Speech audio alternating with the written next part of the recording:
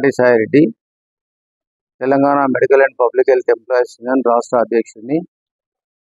ఈరోజు ఈ press meet ముఖ్య ఉద్దేశము ఈ ప్రభుత్వం ఇచ్చిన ఏటీజీఓ ప్రకారము సాధారణ బదిలీల గురించి కొన్ని విషయాలు చెప్పాలని మీకు చెప్తున్నాము.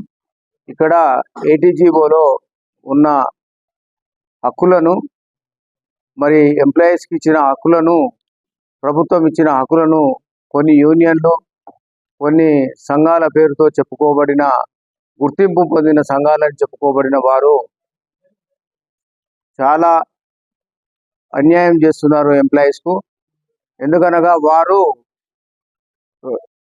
తెలంగాణ రాకముందు 2002లో మన వెరిఫికేషన్ ఎలక్షన్లు జరిగినాయి. అందులో INTC 3194 ఎలక్షన్లో అప్పుడు మేమందరం ఉన్నప్పుడు వెరిఫికేషన్లో ఎన్నికైంది. ఆ రోజు నుండి ఇప్పటి వరకు 22 సంవత్సరాలు దాదాపు. మరి ఎన్నడూ కూడా ఉద్యోగస్తుల గురించి కానీ ఎవరి గురించి కానీ పట్టించుకున్న పాపన పోలేదు అటు యూనియన్. ఈరోజు మరి గత ప్రభుత్వం కూడా వారి రికగ్నేషన్ను అబెన్స్లో పెట్టడం జరిగింది. గుర్తింపు సంఘంగా ఉండకుండా ఆఫీస్ బేరర్కు వారికి అవకాశం ఇవ్వలేదు. మరి ఇప్పుడు ఈ ప్రభుత్వం వచ్చినాక ఈ ప్రభుత్వం మాది అనే ధోరణిలో వారు ఆఫీస్ బేరర్ను, మరి ముఖ్యంగా గుర్తింపు సంఘము ఎలక్షన్ల ద్వారా జరిగిన సంఘంకే గుర్తింపు ఇవ్వాలి. మరి ఎక్కడ కూడా ఏ జిల్లాలో కూడా వారికి సభ్యత్వం లేదు, ఎలక్షన్లు కాలేదు. మరి ఎలక్షన్లు కాకున్నా కానీ వారు మాది గుర్తింపు సంఘం అని దాదాపు అన్ని క్యాడర్లకు, ఉద్యోగులకు మేమే సంఘం అని చెప్పుకుంటూ దాదాపు 300-400 మందికి మరి ఈరోజు గుర్తింపు సంఘం అనే ఆఫీస్ బేరర్గా పెట్టడం జరిగింది. అట్టి విషయాన్ని కూడా మేము ప్రభుత్వం దృష్టికి, మరియు ప్రిన్సిపల్ సెక్రటరీ దృష్టికి, మరి కమిషనర్ గారి దృష్టికి, డైరెక్టర్ గారి దృష్టికి కూడా తీసుకోవడం జరిగింది. మరి అది చాలా అన్యాయము. ప్రభుత్వము అందరికీ న్యాయం జరగాలనే ఉద్దేశంతో చాలా రోజుల తర్వాత బదిలీలు ఏర్పాటు చేయడం జరిగింది. మరి ఇట్టి బదిలీలను INTC 3194 వారు మరి చాలా అక్రమంగా రాత్రికి రాత్రి యూనియన్లను, వారి యొక్క ఆఫీస్ బేరర్లు ఉన్నారని, అధ్యక్ష కార్యదర్శులని, సంఘానికి ఎన్నడూ పనిచేయని ఇతర సంఘాల నుండి కూడా గుంజుకొని ఆ సంఘానికి వారికి కూడా ప్రాతినిధ్యం ఇస్తూ మరి ప్రభుత్వాన్ని తప్పుదోవ పట్టిస్తూ ఆ సంఘము చాలా అన్యాయానికి పడ్డది.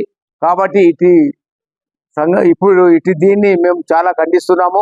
మేము ప్రభుత్వం దృష్టికే కాకుండా విజిలెన్స్కు మరి దీనిపై సమగ్రంగా దర్యాప్తు జరపాలని, ఈ ఆఫీస్ బేరర్ విషయంలో మేము ఆ సంఘాన్ని గుర్తింపు కూడా రద్దు చేయాలని కోరడం జరుగుతుంది. ఎందుకంటే గుర్తింపు సంఘము ఎప్పుడైనా ఎలక్షన్ల ద్వారా సంఘం ఏర్పడాలి. ఎక్కడైనా ఏ జిల్లాలో కూడా ఒకరోజు కూడా ఎలక్షన్ నోటిఫికేషన్ కానీ ఎలక్షన్ కానీ ఎన్నుకోకుండా ఈ సంఘానికి గుర్తింపు ఎలా వచ్చింది? కాబట్టి ఈ గుర్తింపు సంఘం అని పెట్టుకొని మరి ఇక్కడ పైరవీలు చేస్తూ దాదాపు 300-400 మందిని మరి వారు ఈ ఆఫీస్ బేరర్గా తయారు చేయడం జరిగింది. కాబట్టి దాన్ని ఖండిస్తూ ఆఫీస్ బేరర్లో తీసుకోవద్దని మేము ప్రభుత్వాన్ని కోరుతూ, అధికారులను కోరుకుంటూ చేస్తున్నాం.